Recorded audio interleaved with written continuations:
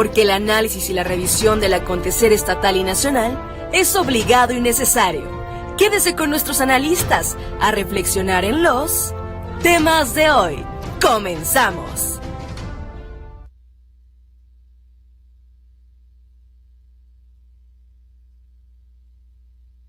Sea bienvenida, bienvenido a esta segunda transmisión de temas de hoy, un programa de análisis, de debate, pues más que nada información también para que usted tome sus propias determinaciones. Me da muchísimo gusto estar acompañado en esta emisión pues por los panelistas, voces importantes en el estado de Zacatecas. Tere Morales, bienvenida, buena noche. Un gusto estar nuevamente aquí con ustedes. Silvia Montes, mi querida Silvia Montes, bienvenida. Buenas noches. Gracias, mi querido Omar, un saludo a todos Zacatecas que nos siguen y a los compañeros que están acá. Estimado Víctor Armas, buenas noches. Gracias, Omar, muy buenas noches. Buenas noches, Silvia, Tere, maestro Manuel, muchas gracias. Pues bueno, ya lo presentaron, profesor Manuel Ibarra Santos, bienvenido, buenas noches. Buenas noches a todos. Bien, antes de arrancar el programa, quiero agradecer a todos quienes nos sintonizan y durante la primera transmisión lo hicieron de esta manera. Yo tengo aquí el teléfono, pero es para medir tiempos. A veces no podemos estar haciendo el seguimiento por redes sociales, pero estamos dándole también continuidad. Le agradezco mucho, maestro Simitrio Quesada, que nos dejó ahí algunos comentarios. Sí le hacemos caso. Y es que nos decía el maestro Simitrio Quesada que hay funcionarios como en su dependencia que sí le están echando la mano al gobernador, que sí le ayudan, pues como en todo, ¿no? Hay quienes se ponen la camiseta y quienes definitivamente pues a veces no sabemos qué estén haciendo ahí. Vámonos de lleno con el primer tema, porque hoy tenemos bastante de qué hablar y tiene que ver con el cambio de gobierno a nivel federal. Entró la administración del presidente Andrés Manuel López Obrador y habían venido muchos cambios y es evidente que tan solo en un cambio, cuando uno se muda de casa, pues hay que arreglarla y pues las cosas no fluyen como cuando ya todo está bien acomodadito y en su lugar. Esto le ha venido pasando al gobierno federal. ¿Qué tanto influye para Zacatecas? Particularmente hemos visto algunas manifestaciones que tienen que ver con la falta de recursos. Lo empezamos a ver con las estancias infantiles, después lo hemos visto con los maestros del Colegio de Bachilleres, también el lunes sufrimos de un paro, un corte de vialidad, y lo estamos viendo ahí en pantalla, a la altura de la Secretaría de Educación, por un grupo de maestros de tiempo completo, quienes no les ha venido el pago desde el mes de enero. El Estado asegura que pues es cuestión y recursos de la Federación. Sin embargo, en esta manifestación aseguraron también gentes de la Secretaría General de Gobierno que hay que hacer una anotación bien importante. No fue para pararse el secretario general de Gobierno, los quería mandar allá a las oficinas en una falta de tacto y de oficio político bastante grave, bastante fuerte. Pero ahí dio la cara el director de Atención Ciudadana, quien admitió, es la primera vez que yo lo escucho, que dice sí, el Estado también, al menos de forma oficial, tiene rezagos en la materia en términos económicos. A final de cuentas, pues a quienes les está pegando es a quienes no les llega el sueldo completo. Silvia, y arranco contigo porque pues ellos nos mencionaban, tenemos cosas que pagar, tenemos deudas, tenemos los gastos cotidianos y muchos de ellos se han tenido que endeudar, nos mencionaron en estas entrevistas y pues prácticamente lo que les vaya a llegar ya va a venir mediante el moche de los intereses pagados. ¿Cómo observas esta situación y lo que se ha originado por el cambio de gobierno? Bueno, para empezar, yo creo que uno de los impactos más interesantes de este cambio de gobierno lo abordaría yo desde el punto de vista político. Yo veo un divorcio entre la Federación y el Estado y el gobierno del Estado. Y sí, esta clase de irregularidades con una buena expectativa que surgió esta semana en el sentido de que informa el gobierno federal que se lleva la nómina de educación, ojalá. Pero hemos visto las repercusiones del gobierno de Andrés Manuel López Obrador en muchos otros ámbitos, por ejemplo, el programa 3x1, que a lo mejor sí hay mucho que objetar de este programa con sus irregularidades, con sus prioridades cuestionables tal vez, pero que fue un recortazo tremendo. O sea, está el gobierno federal en un afán de poner orden, pero yo siento orden en esto. en que enviar el manejo de los recursos directamente a los involucrados, a los que lo reciben, exceptuando lo que acabas de mencionar, en el caso de las personas del ámbito educativo que no les llegaron sus sueldos y que tuvieron que manifestarse. Pero hay muchos otros temas en los que borra al gobierno del Estado y asume que va a hacer las cosas directamente, y creo yo que hay desconcierto, porque además no sé si están llegando los recursos, si están fluyendo adecuadamente, y no sé hasta qué punto la gente está entendiendo las dinámicas del gobierno federal, que, insisto, da un borrón fuerte al gobierno del Estado y sus propias actividades. Es mi punto de vista. Bien, profesor, hemos visto también que a los gobiernos, cuando hay oposición entre gobierno estatal y federal, a veces resulta que le va mejor a Zacatecas, en ocasiones. ¿Cómo observa usted esta nueva dinámica que se encuentra el gobernador Alejandro Tello con el presidente constitucional Andrés Manuel López Obrador? Bueno, yo debo de comentarle a usted y al auditorio que la elección de julio pasado fue una elección fundacional, refundacional, incluso no solamente porque reconstruir las relaciones políticas de las diferentes expresiones en el país, sino porque incluso hay una redefinición de un nuevo modelo de desarrollo económico, y por supuesto se hace un sacudimiento del viejo y oxidado federalismo mexicano, que mete en una nueva dinámica al país. Creo que la elección de julio sí nos conduce a la construcción de un nuevo régimen, y lo vemos incluso en la reconfiguración del Sistema Nacional de Partidos. Si alguien perdió en la elección de julio pasado, fueron los partidos políticos, porque la sociedad está harta. Yo debo de comentarle a usted, particularmente en el caso de Zacatecas, cuál es la relación. Lo voy a hacer en dos niveles. Primero, ¿cuál es la relación de Andrés Manuel López Obrador con el pueblo de Zacatecas? Le comento a usted y al auditorio que en dos elecciones presidenciales, en 2 de 3, donde participa Andrés Manuel, en 2 el pueblo zacatecano lo elige como presidente de la República. En el 2006 gana con el 35% de los votos en Zacatecas como presidente de la República, seguido por Felipe Calderón, y en tercer lugar el Partido Revolucionario Institucional. En el 2012 hay una derrota evidente de Andrés Manuel por una serie de circunstancias de coyuntura, donde hay una operación extremadamente fina de un grupo de gobernadores que hacen que en Zacatecas, por supuesto, pierda Andrés Manuel López Obrador, y el PRI obtiene en el 2012 una votación extraordinariamente elevada. Son más de 300,000 votos, 330,000 votos. Pero ¿qué cree? En la elección del 2018, Andrés Manuel vuelve por sus fueros a Zacatecas y gana con una elección sumamente copiosa, arriba de 300,000 votos. Debemos de venderle la idea a Andrés Manuel que Zacatecas ha sido un pueblo no solamente solidario con su proyecto, y entonces que en esa tesitura no tiene por qué olvidarnos, y siento que no nos está olvidando, y le voy a decir porque en la coyuntura de final de año, cuando se vienen los sacudimientos financieros del sector educativo, quien auspicia el rescate de la Universidad Autónoma de Zacatecas es precisamente el gobierno de Andrés Manuel López Obrador. Le voy a dar 3, 4 ejemplos. 1, el rescate de la universidad cuando no tenía el recurso. 2, el anuncio, que en esto conoce mucho el licenciado Víctor y todos ustedes, el anuncio del aval de los 500 millones autorizados en el presupuesto de egresos de la Federación para la presa Milpillas. 3, lo que acaba de decir Silvia, que es sumamente importante y extraordinario. En la semana que pasó, acaba de anunciar algo sumamente importante: la federalización de la nómina del Magisterio de Educación Básica. Tan solo la federalización de la nómina de los maestros de educación básica, ¿sabe qué? Le va a quitar una losa al presupuesto público de Zacatecas, porque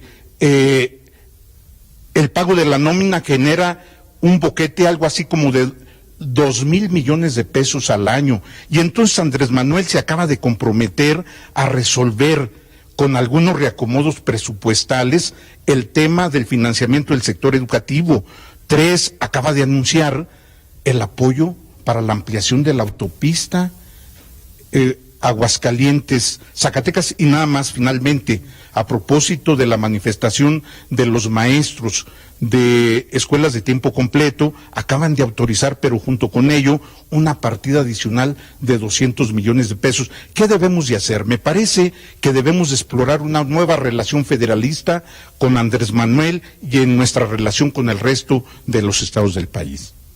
Maestro, un tema bien importante que seguramente va a ser tema de análisis, porque hay quienes sí le están vendiendo esa idea precisamente de un pueblo zacatecano a favor de Andrés Manuel, y no es precisamente el gobierno. Mi estimada Tere, ¿cuál es tu análisis al arranque precisamente de esta administración federal y la relación con Zacatecas? Tengo muchas, Silvia, y con lo que ha planteado también el profesor Manuel Ibarra. Y pues yo siento que el país vive el impacto de un cambio de régimen no visto antes. Por primera vez hay una alternancia de corte izquierdista en el país, y pues vemos que el presidente Andrés Manuel López Obrador opera un cambio, puede decirse radical, al frente de las instituciones. Perfiles que dicen mucho, otros que no dicen nada. Una nueva nominación de dependencias, nuevas figuras de delegados. Sin duda, el despegue inicial de su gobierno se ve atropellado y accidentado. No aterrizan con claridad y celeridad los programas para el bienestar, aunque pues ahí van de alguna manera también caminando. Hacia los estados del país, en particular Zacatecas, el reacomodo no está resultando fácil, y también tenemos que ver aquí que son fuerzas políticas de oposición. Aquí gobierna el Partido Revolucionario Institucional con el gobernador Alejandro Tello, y bueno, este gobierno nuevo federal pues es un gobierno de izquierda, básicamente del Movimiento de Regeneración Nacional, del Partido del Trabajo y del partido extinto Encuentro Social, ¿verdad? En la entidad, por supuesto, pues nos preocupa, nos duele, porque está costando menos presupuesto con referencia al del año pasado. El atorón en que está el principal proyecto del quinquenio, o sea, la presa y el sistema Milpillas, la lentitud con que se da solución a la absorción del déficit educativo que mencionaba aquí el profesor Ibarra, que va avanzando porque precisamente el gobierno ya dio cuenta, el gobierno federal, de la absorción de la nómina educativa federalizada. La incertidumbre generada en torno al programa 3x1 de migrantes, también ya mencionada, que bueno, pues es inexplicable para los zacatecanos, un estado que tiene a la mitad de su población o más de la mitad viviendo precisamente en los Estados Unidos, y que participan fuertemente con proyectos en sus comunidades. Pues no es fácil comprender cómo es posible que se le haya dejado sin fondos a este programa. Pero bueno, yo creo que esto de las estancias infantiles que tú también mencionabas, las nuevas reglas que ponen en vilo a estas estancias infantiles, las quejas que hay contra Segalmex en el acopio de los granos básicos, que ya originaron algunos conflictos fuertes, manifestaciones. Sin embargo, también hay que decir, el azoro también ha bajado de intensidad, y decía el profesor Ibarra, y yo también coincido, en la última semana vemos que hay la aceptación de absorber la nómina educativa federal. Se aceptó, por lo que se sabe, incluir la ampliación de la autopista Zacatecas-Aguascalientes, que no había sido contemplada. Llegó también un primer recurso para escuelas de tiempo completo, más de 200 millones de pesos, entre lo más significativo que podemos mencionar. Mucho en esto, y hay que decirlo también, ha tenido que ver la gestión directa, ha tenido que ver la insistencia, la persistencia del gobierno, y así creo tendrá que continuar para abrir puertas a aquellos proyectos que realmente sean para el beneficio colectivo. Bien, pues vamos con el resto de las preguntas por cuestión. Tres cuartillas aquí escritas. Vámonos. Sí, no, por eso. Vámonos al tiempo. Es una broma. Yo quiero hacer una Sí. observación bien rápida. Parece, escuchando lo que al maestro Ibarra y a Tere, y que nos está yendo muy bien. Vamos a terminar de ver las intervenciones iniciales y entramos al debate, mi querida Silvia. Víctor, te ha tocado ver desde distintas ópticas de la vida política en Zacatecas estos cambios de gobierno, y decíamos, pues también llegar, y te ha tocado también entrar a dependencias, pues no es fácil y no puedes estar al segundo día operando, pero también en la visión política, ¿qué observas de esta nueva relación en el Estado? Hay que señalar que Andrés Manuel tiene un propósito, que es centralizar el poder. A ver, hay que decirlo con claridad. Primero le quitó a los gobernadores la posibilidad de que ellos decidieran las obras cuando quitó el ramo 23, que es un fondo para desarrollo regional. Hoy los gobernadores en todo el país no tienen recursos prácticamente para no hacer obras. Esta decisión de centralizar la nómina, primero le intentó Peña Nieto con el FONE, y lo que está haciendo Andrés Manuel es una nueva versión de la centralización que evidentemente hace 30 años dejó de ser en las políticas públicas de este país. Es decir, vamos para atrás, porque hoy el control de la nómina educativa y el control de la nómina de los servicios de salud le implican a Andrés Manuel, hay que decirlo con claridad, prácticamente un control político partidista. Y eso es lo que está, en este caso, negociando con los gobernadores. ¿Por qué se da, en este caso, la atención a los ejecutivos del Estado? Porque Andrés Manuel le tronó la negociación con la Coordinadora Nacional de Trabajadores de la Educación, con la CENTE, precisamente en esta nueva reforma educativa que él pretendía, que hay que decirle a la gente que nos ve, que están quitando la evaluación de los maestros, que están quitando prácticamente los filtros para que en este caso se tenga un nivel importante en la calidad educativa. Eso es lo que está negociando la CENTE. Ante esta imposibilidad, Andrés Manuel negoció con los gobernadores la centralización de la nómina, porque los gobernadores se quitan de un problema. Ya decía el maestro Ibarra, 2,000 millones de pesos. Pero, ¿qué va a suceder con la centralización de la educación? Que vamos a tener escuelas de primera y de segunda, porque cuando nosotros estudiamos prácticamente en nuestra educación básica, acuérdense, había secundarias hace algunos años, había secundarias federales que estaban muy bien atendidas y secundarias estatales que estaban prácticamente olvidadas. Ese es el modelo que Andrés Manuel quiere, insisto, para el caso de la educación. Pero en el caso particular en Zacatecas, ¿qué hay? ¿Qué ha traído Andrés Manuel? Yo seré muy puntual. Tenemos, por ejemplo, un personaje muy importante que es coordinador general de ganadería, que es David Monreal, y que prácticamente en 3 entregas que se han hecho en Pinos, en Guadalupe y el otro día en Jalpa, solamente han entregado a 150 beneficiarios, 3 semovientes, 450 vacas en prácticamente 3 meses. Me parece de verdad un resultado pírrico, y también hay que señalarlo. Andrés Manuel, por supuesto, concedió que se etiquetara la presa Milpillas, pero vino a atorarla. Vino incluso a un evento donde denostó no al gobernador como persona, sino al gobernador como representante de los zacatecanos, generando un mal precedente que incluso ya le alcanzó a él el abucheo. Pero también vino a prácticamente atorar el proyecto con una especie de consulta que sabemos que es a modo y a contentillo de su interés político. ¿Qué requerimos? Un presidente que esté al nivel del requerimiento que tiene el país. Hoy, hay que decirlo con claridad, en su discurso decía que no se iba a endeudar. El lunes la Secretaría de Hacienda contrató una deuda de 50,000 millones de pesos, 1,500 millones de euros a 20 años y 1,000 millones de euros a 7 años. En el primer trimestre del año, Andrés Manuel ya pidió prestado. ¿Por qué? Porque la proyección económica que él hizo de su presupuesto evidentemente no consideró esta baja recaudación.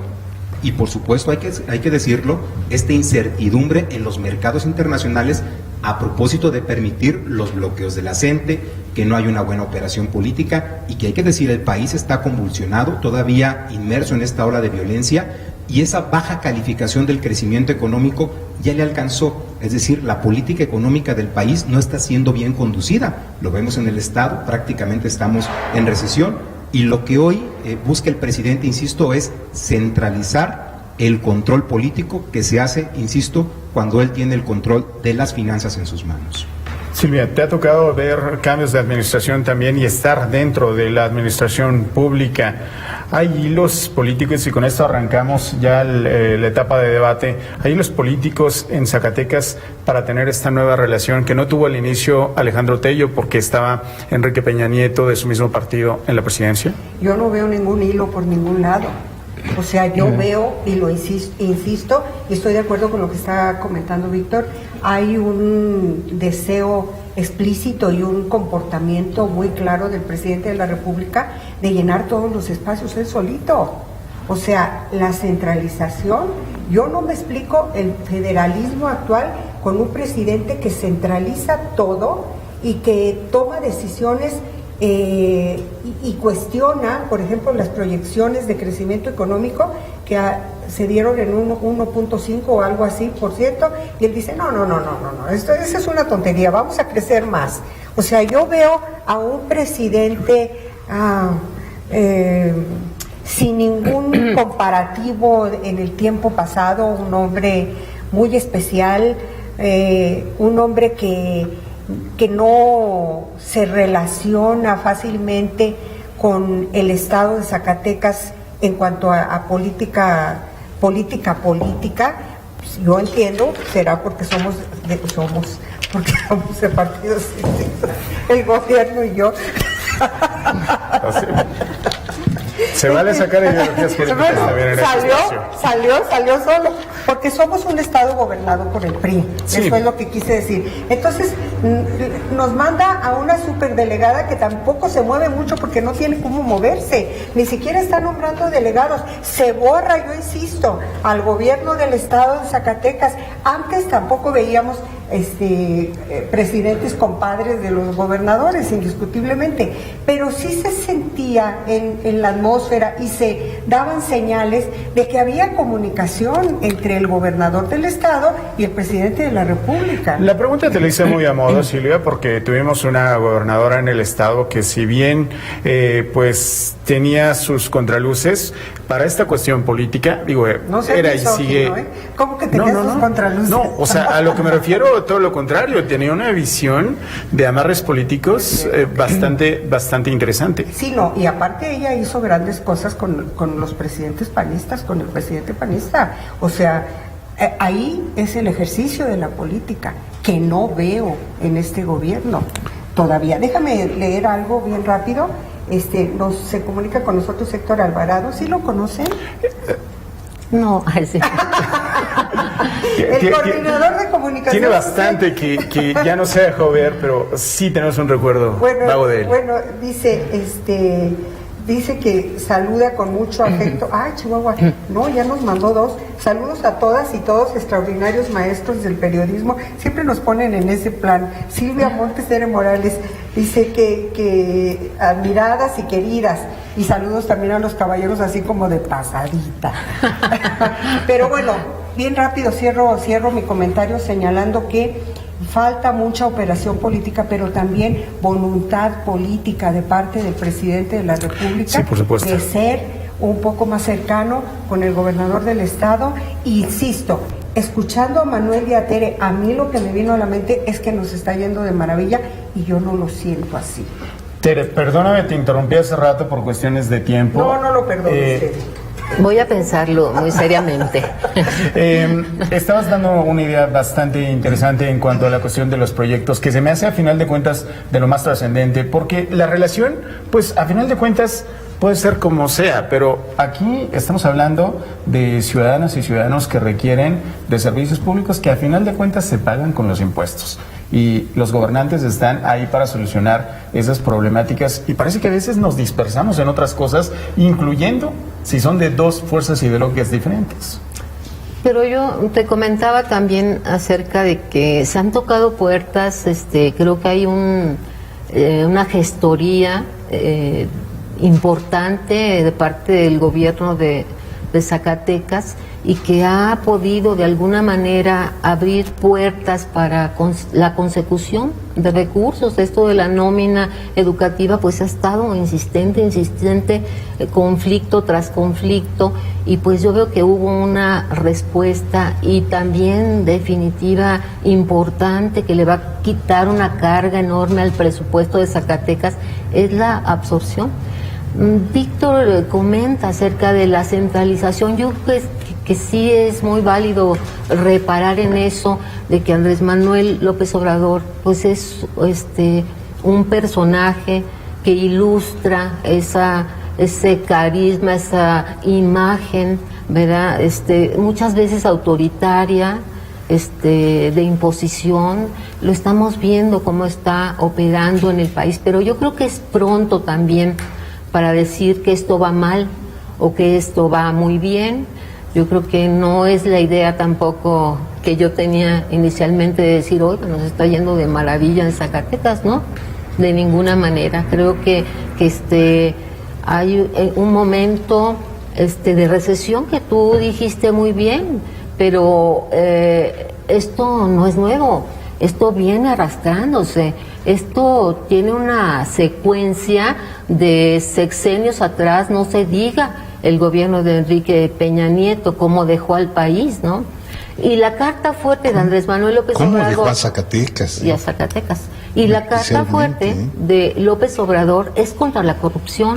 A lo mejor está agarrando parejo y se está llevando entre los pies muchas cosas, como esto de las estancias infantiles y que ya otras. que ya se modifica, ¿no? Se dan nuevas reglas y ya no desaparecen del todo. Hoy lo dijo el presidente en la mañana, que no desaparecen, pero que el recurso se maneja de manera distinta, porque la idea era que se desaparecían y que quedaban en la indefensión miles de niños, pero fíjate, dieron un dato, casi 100,000 niños fantasma en las guarderías, estamos ante un panorama complejo, inédito, en el que sí efectivamente... Que también había que arreglar. Había que arreglar. Hay que agarrar el toro por los cuernos de la corrupción. Y todo tiene un costo. Manuel Ibarra quiere hablar. Sí, por supuesto. Sí, lo veo muy bien. Estoy escuchándoles. Creo que con la llegada de Andrés Manuel López Obrador, por el perfil de la elección con la que triunfa, donde hay una manifestación abrumadoramente de la ciudadanía por un cambio, parece que hay en ciernes la construcción de un nuevo modelo y un nuevo paradigma de relación política. Lo que debemos de hacer ahora, los mexicanos, es cómo hacer para que este modelo no sea efectivamente el de la centralización. Yo creo que México vive, lamentablemente, un régimen presidencialista ultra centralizado, y que tenemos que remover las bases de este régimen centralizado. Creo que si revisamos la historia del país, este país ha tenido líderes monumentales y muchos de ellos se han significado por ser algunos de ellos extraordinarios líderes, y vamos a los ejemplos paradigmáticos de Andrés Manuel López Obrador, particularmente con Lázaro Cárdenas. Es decir, yo coincido en la versión crítica sobre este centralismo asfixiante que, para desgracia del pueblo mexicano, no lo hemos superado. Y yo siento que está en ciernes no solo un nuevo modelo de desarrollo federalista. Incluso yo veo ya desde ahorita algunos nuevos polos del desarrollo en la vida nacional, y es donde Zacatecas tiene que insertarse. A mí me parece que hay un hecho histórico incontrovertible.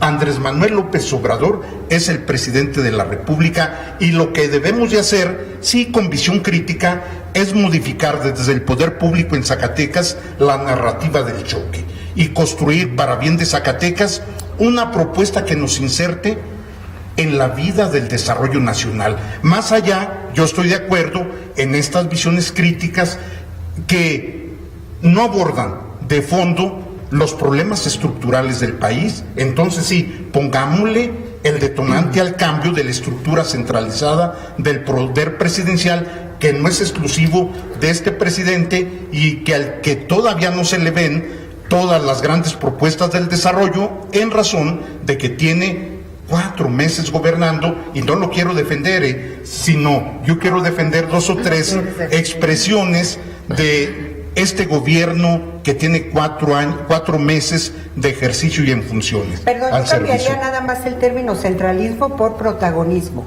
porque está diario hasta en la sopa. Bueno, yo tengo un comentario. A ver, el tema, Andrés Manuel pretende emular a Lázaro Cárdenas, pero hay que decirlo con claridad, actúa como Porfirio Díaz. A ver, fíjense, va a construir la refinería de Dos Bocas.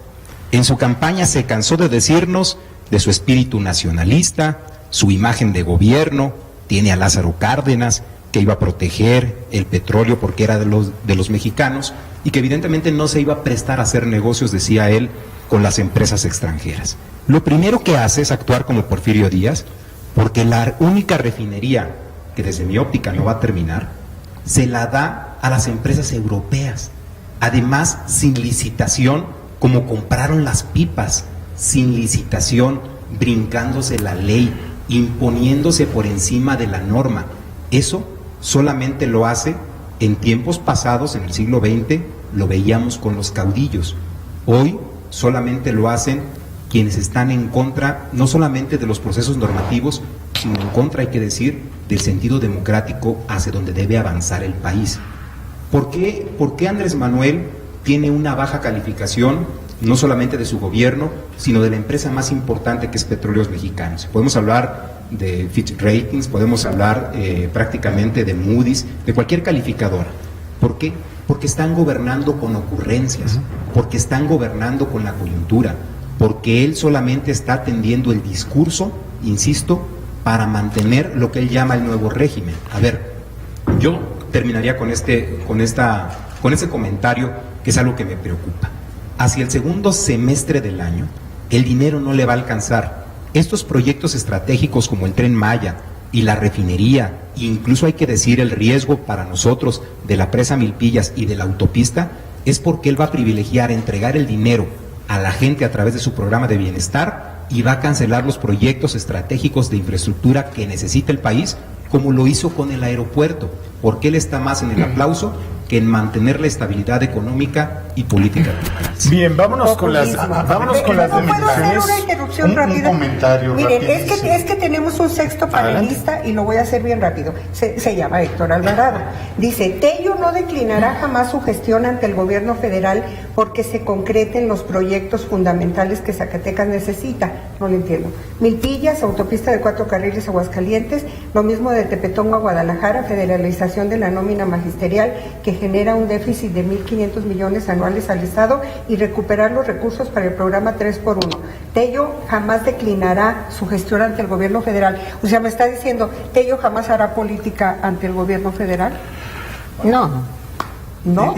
Yo quiero comentar algo. La llegada de Andrés Manuel López Obrador al poder de la presidencia de la República, el primer comentario que generó en sus adversarios fue que los mercados lo aniquilarían y que aniquilaría la economía del país, destruyéndola.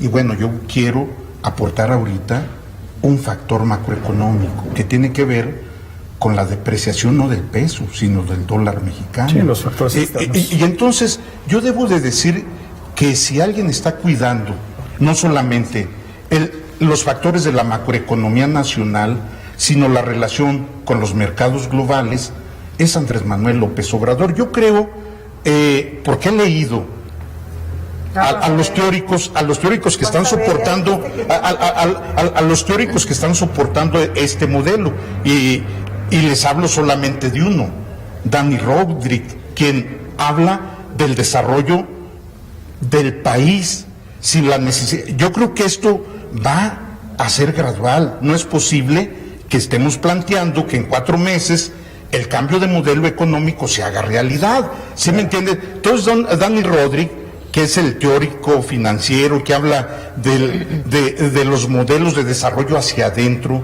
hacia fortalecer la nación, y que incluso que son modelos que a lo mejor no son aplicables aquí, pero que son modelos donde hay que fortalecer al Estado sin la necesidad de engordarlo, sino hacerlo eficientemente regulador, y que son modelos que están operando como en China, en India, que operaron en Brasil con Lula da Silva. Y entonces me parece que hay construcción de ideas, me parece que no hay ocurrencias, o una vez más, porque he estado revisando con lupa este modelo de desarrollo, y por supuesto yo estaría criticando, uno, el fortalecer la vía de la centralización del poder; dos, el que se pongan en riesgo los procesos de avance de la democracia moderna en este país. Sin duda, yo estoy de acuerdo. Bien, vámonos con las conclusiones, y me gustaría que nos centráramos mucho al tema que creo es algo fundamental para nuestro auditorio: la situación de Zacatecas. Exacto. ¿Cómo estamos en Zacatecas? ¿Cómo vemos, cómo observan ustedes a nuestras autoridades y qué es lo que se tiene que hacer? Silvia Montes. Bueno, yo creo, primero que nada, estamos confundidos como está todo el país con el ejercicio del gobierno de Andrés Manuel López Obrador, que tiene una altísima calificación de parte de las masas. Todos los días sorprende, ¿no? Está entre el 78, el 80 de calificación altísima por sus, aunque Manuel diga que no son ocurrencias, en muchos sentidos se interpretan como ocurrencias. ¿Cómo estamos? Hace 4 meses estábamos a la expectativa. Ahora que ya pasaron 4 meses, estamos un poquito preocupados, o no sé si muy preocupados, porque no vemos un presidente más comprometido con Zacatecas. Acaba de decir Víctor Armas cómo frena el tema de Milpillas, y cómo tampoco se nombran delegados. Andamos así como a la deriva, y yo, como comencé mi comentario, el gobierno del estado de Zacatecas está al margen del gobierno federal. Dice el vocero del gobierno, no va a declinar el gobierno ante el gobierno de la República, no va a declinar. No entiendo qué quiso decir con eso mi estimado Héctor, pero me queda claro que las relaciones no están de nada bien. Bien, Tere. Yo difiero un poco porque, bueno, pues creo que se han comportado bien en sus encuentros. Por ejemplo, que fue ahí en las instalaciones de la feria, a pesar del abucheo, bueno, ¿verdad? Que fue para todos los gobernadores, y que no fue, intentó López Obrador pararlo. A pesar de eso, bueno, yo considero que sí hay la relación diplomática que debe haber entre los dos gobiernos. Siento que, bueno, lo que mencionaba al principio, pues son gobiernos que se chocan, opositor Zacatecas al nuevo régimen de Morena y los otros partidos aliados, y bueno, pero no veo yo síntomas graves. Por el contrario, veo que se están abriendo puertas, veo que hay atención del gobierno de López Obrador hacia Zacatecas por las cuestiones que ya mencionamos y que no debo repetir. Me parece también que, bueno, el gobernador en sus discursos, en su planteamiento respecto del gobierno federal, ha sido muy respetuoso, ha sido muy considerado, y bueno, está haciendo la gestoría, y lo que menciona Héctor Alvarado, de que el gobierno no va a declinar su gestoría ante el gobierno federal, pues de ninguna manera. Creo que tuviera que hacerlo. Tienes razón. Claro, te quedaron como 10 segunditos por si quieres... réplica. Bueno, que tal vez estoy muy negativa y debo de tener más cuidado en lo que estoy diciendo, y que en efecto, pues tampoco se trata de un choque frontal entre gobiernos, pero sí veíamos en otros tiempos se advertía una mayor tranquilidad en relación al gobierno federal, y ahora yo sí siento que estamos como al margen, como que andamos nada más volando alrededor del gobierno federal y no sabemos qué va a pasar. Víctor, conclusiones en una relación que sin duda tiene que fortalecerse. Primero, yo creo que Alejandro Tello y López Obrador y su representante en Zacatecas, que es David Monreal, para ser muy claro, deben entender que el tiempo de la elección se quedó en julio del año pasado. Hoy tienen que ponerse a trabajar ambos actores para que los zacatecanos tengan certeza prácticamente en todo lo que tiene que ver con su vida, la vida social, la vida económica, la vida política, porque tenemos una dependencia real con la federación.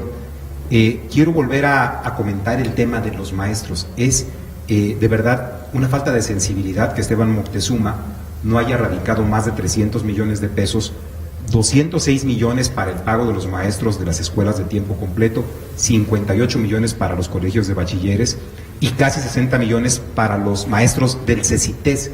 Es decir, hay una insensibilidad, falta de oficio político y yo diría de respeto a las instituciones cuando se anuncia la visita del presidente sin convocar al gobernador. Que el gobernador se entere por los medios de que viene el presidente genera un mal precedente para quien pretende gobernar Zacatecas. ¿Y por segunda vez? Por segunda vez. O sea, entonces debemos de dejar que los tiempos políticos, las batallas electorales vendrán en el 21 y hoy lo que la gente quiere es ver a los gobiernos trabajando.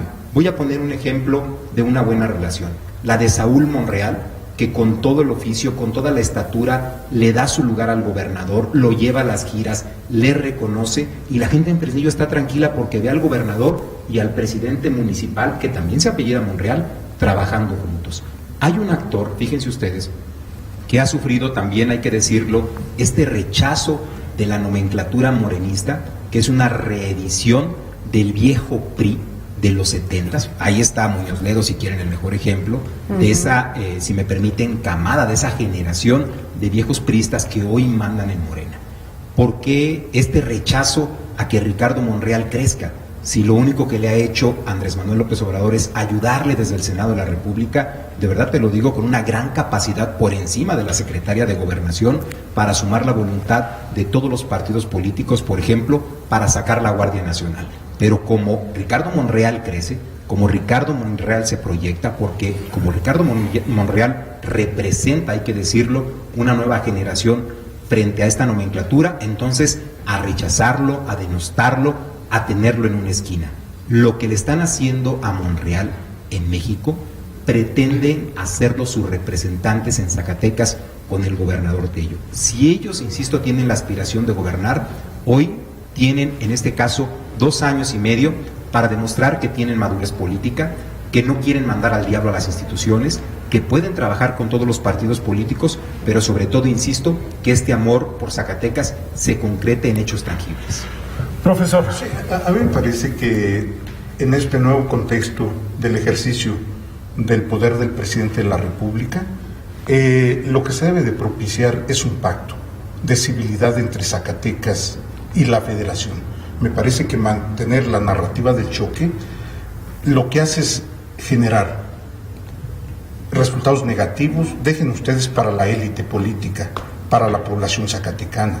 Y entonces debemos de poner en contexto la importancia de defender el interés ciudadano. Y me parece que en ese sentido, en tanto reconstruyamos en términos políticos, pero también de legalidad y de legitimidad esta nueva relación Estado-Federación, en ese sentido habrá mejores resultados para Zacatecas. Y entonces un nuevo pacto que permita resolver el tema de la violencia criminal endémica en Zacatecas, el tema de ser uno de los estados que mayor desigualdad y pobreza produce en el país, está en los 10 primeros lugares como productor de la pobreza. Y entonces revisemos también el tema de la construcción de una salida alternativa al fenómeno migratorio en este país y particularmente en el caso de Zacatecas por ser un estado binacional. Entonces yo pondría en el centro la necesidad de construir este nuevo pacto en el escenario del ejercicio de una nueva edición del poder presidencial en este país, y entonces en tanto alentemos el choque por cualquier vía y sobre todo la visión maniquea de los partidos políticos. Coincido en ese sentido que no son tiempos de los partidos políticos, de la lucha estridente y confrontante entre élites, mafias y grupos políticos. Yo creo que hay que sentarnos, es decir, quien tenga que sentarse con el presidente de la República y tejer fino. Y me parece que en el caso particular no lo estamos haciendo porque sigue habiendo actitudes desafiantes. Y yo he dicho siempre que en 200 años de historia de independencia, un poco más de este país, nunca Zacatecas le ha ganado una batalla al presidente de la República en turno, por débil o poderoso que sea. Ni con Fox se la pudimos ganar, Y entonces tenemos que reconstruir estas relaciones con la Federación. Más allá de si opinamos o no a favor o en contra de Andrés Manuel, creo que la prioridad son la reconstrucción de estas relaciones mediante un nuevo pacto de madurez y civilidad. La construcción. Bien. Tere, los demás panelistas se toman un poco más de tiempo. ¿Tienes algún mensaje final en este tema? Pues creo yo que sí debe trabajarse en ese sentido, porque no queda de otra, es cierto. Pues el presidente es el presidente y lo va a hacer por 6 años, afortunada o desafortunadamente para todos. Y Zacatecas pues tiene que estar viendo por su desarrollo, y en ese sentido pues tiene que, no digo congraciarse, pero sí, ¿verdad? De alguna manera con el presidente de la República. Zacatecas históricamente ha tenido un trato de segunda por parte de los presidentes de la República, por parte de la Federación. Se ha dicho mucho, Zacatecas por su población tan escasa, que no les representa gran cosa a la hora de los votos, ha tenido siempre ese menosprecio de la Federación, y me parece que hoy no está ese criterio desde la Presidencia de la República de hacer menos a los estados más pobres, a los que menos votos aportan. Yo creo que se está viendo con otra visión al país, al menos en el discurso. Es poco el tiempo ahorita para valorar, para evaluar qué es lo que se ha hecho, pero yo creo que esa proyección nos queda a muchos, y la esperanza de que sea así, que sea congruente el discurso de Andrés Manuel López Obrador a favor de los que menos tienen en la República, ¿no? Bien, pues es sin duda un tema muy vasto, como prácticamente todos los que tocamos y estaremos tocando. Tenemos que tener, yo creo, solo un tema, porque no somos muy habladores. Vámonos de lleno con nuestro siguiente tema, que le voy a dar muchísima fluidez a la introducción, y tiene que ver con la situación del agua potable. A final de cuentas, ¿cuántos no padecemos constantemente la falta del vital líquido a diario en el área metropolitana? Hay que traer el agua de donde sea y distribuirla de una manera importante. Y bueno, vámonos de lleno. Víctor, voy a arrancar contigo porque sin duda tienes datos más frescos, más sólidos. Te tocó construir el proyecto de la presa Milpillas, operarlo. ¿Qué nos puedes contar al respecto? Sí, efectivamente el programa se nos está yendo muy rápido. Les voy a pedir muchísima paciencia en cuanto a los tiempos. 2 minutos, por favor. Claro que sí. Señalar primero para quienes nos ven que la única fuente de abastecimiento que tenemos de agua potable son los pozos profundos. Los pozos están abatidos porque tenemos una sequía típica que tiene más de 30 años, y es precisamente el tiempo que tarda en filtrarse el agua del suelo al subsuelo. Es la misma agua que se utiliza en el riego hidroagrícola, la que se utiliza en la industria y la que nos tomamos, es decir, es la misma calidad de agua. ¿Qué es lo que tenemos que hacer en este caso? Cambiar la fuente de abastecimiento, traer un agua superficial, es decir, un agua de río, que se traerá del río Milpillas, que tiene una distancia de 167 kilómetros. ¿Qué es lo que tiene el gobierno del estado? Precisamente un proyecto ejecutivo validado con la Conagua, registrado en la unidad de inversión de la Secretaría de Hacienda, y con una primera asignación presupuestal de 170 millones que logramos en el ejercicio 2018. Eso me tocó a mí hacer como secretario de Agua y Medio Ambiente. Hoy se tiene una segunda asignación en el presupuesto de egresos de la Federación de 504 millones.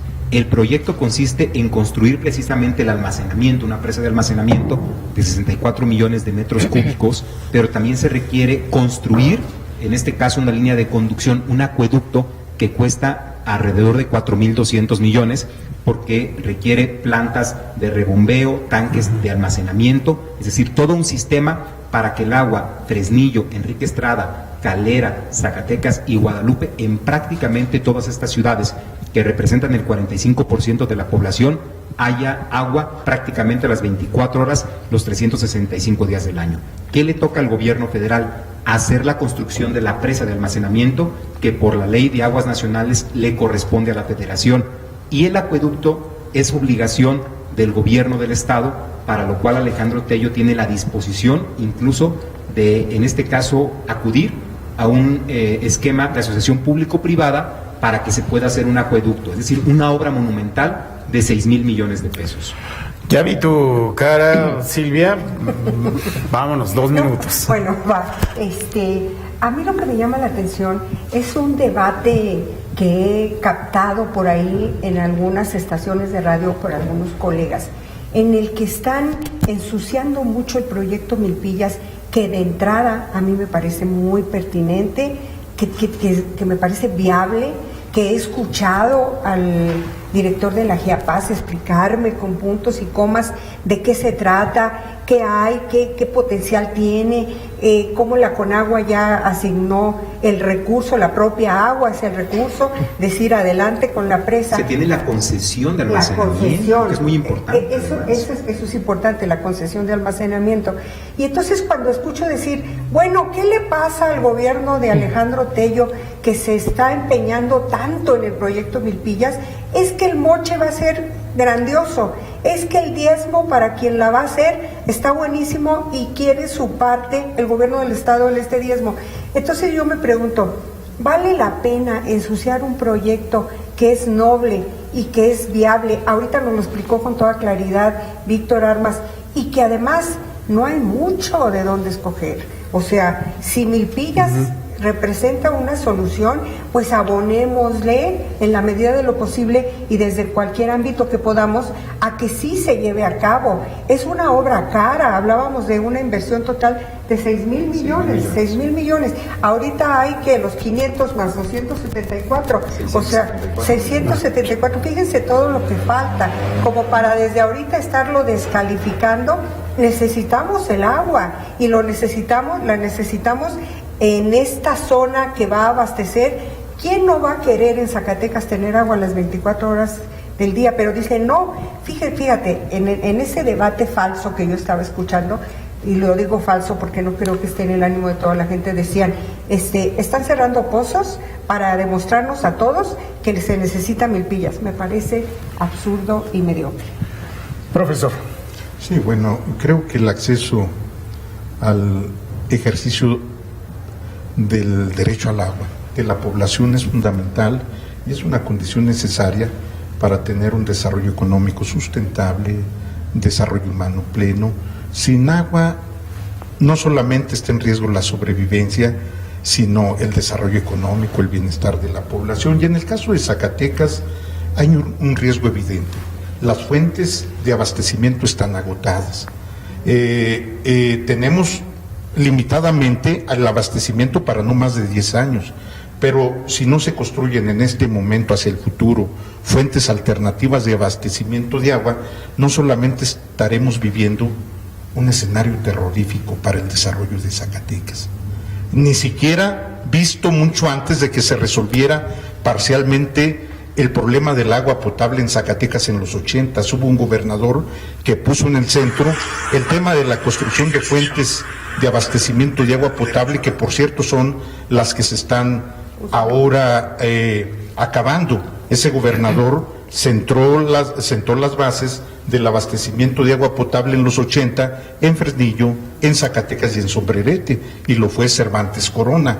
Hoy todos los especialistas dicen que resolviendo un problema, que es el problema de la escasez de agua potable, se estaría resolviendo uno de los ejes centrales para el desarrollo de Zacatecas. Y entonces El asunto de Milpillas me parece que es una salida importante a la falta, a la escasez de agua potable, sobre todo para este gran eje urbano que concentra el 45, el 50% de la población del estado, que es Fresnillo, Zacatecas y Guadalupe. Me parece ahí que hay un detalle que no es menor: resolver otra vez el tema de la operación política. Sí, el tema hoy veo en un diario muy leído, donde aparecen cartas, donde el Registro Nacional Agrario notifica que no hay permisos autorizados para la afectación de 100 y tantas hectáreas en el ejido Potrero. Entonces, yo diría, sí, a lo mejor el debate no es el más adecuado, pero es importante la operación política para resolver, como muchos otros problemas de gran envergadura para el desarrollo del Estado. Bien, mi querida Tere. Sí, yo coincido en esto y pondría el acento en que resolver el conflicto en Jiménez del Teúl, en los ejidos, el Potrero, Atotonilco y otros afectados, es fundamental y es clave. Ayer decía el gobernador en su gira para la inauguración de estos 2 pozos que alivian un poco la carencia, el desabasto de agua en Guadalupe, decía el gobernador, hay que despolitizar el asunto de Milpillas. Yo creo que sí hay que hacerlo, hay que ir al lugar de los hechos, hablar con los ejidatarios directamente, hacer de su conocimiento, socializar toda la información que implica esta obra, este proyecto tan bondadoso que va a ser fundamental para Zacatecas y pues hay que ir ahí, hay que operar ahí, convencer, decir, los ejidatarios tienen miedo de ser desplazados ¿Cuántos son? de esta zona. Son pocos, son más de 100, un poco más de 100, 200 ejidatarios, ponle. Pero así fuera uno, ¿verdad? Pero sí, hay que resolver. tienen miedo a ser son desplazados de su zona porque no saben exactamente qué es lo que va a pasar una vez que les construyan la presa. Dicen que va a ser exclusiva el agua para las viviendas, que no va a proteger ya la agricultura ni la ganadería. Es falso, tal vez eso es falso, pero los ejidatarios no lo saben, les han manejado esa idea, les han desatado una serie de mentiras, como también lo comentaba Silvia, y es necesario ahí, en el lugar de los hechos, atender el conflicto y evitar que esto ya se dé, que sean las asambleas conforme a derecho, que se apeguen a la ley sin fuerza pública, porque vimos una situación horrenda cuando llevaron a cabo una asamblea en el Potrero con la presencia policíaca ahí, pues de qué se trata, ¿no? Eso desconcertó mucho a la gente.